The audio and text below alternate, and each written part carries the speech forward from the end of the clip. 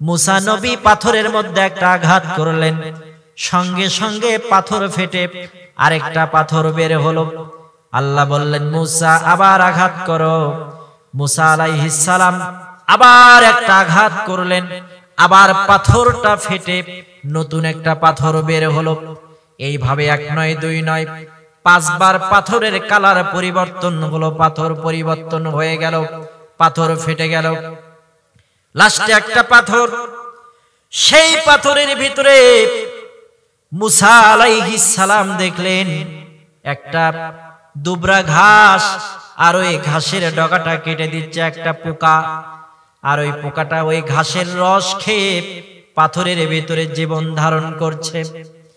আল্লাহ বললেন, মুসা তুমি কি দেখলা বলো? মুসা বলে, আল্লাহ আমি দেখলাম আল্লাহু খায়রুর রাজিকিন, আপনি যে উত্তম রিজিক দাতা, আপনি যে উত্তম রিজিক সরবরাহ দাতা। আমি দেখলাম পাথরের ভেতরে ছোট্ট একটা প্রাণীকে তুমি রেখেছো, ওই পাথরের ভেতরে যেই প্রাণীটা রেখেছো ওই প্রাণীটার খাবারের ব্যবস্থা তুমি করেছো।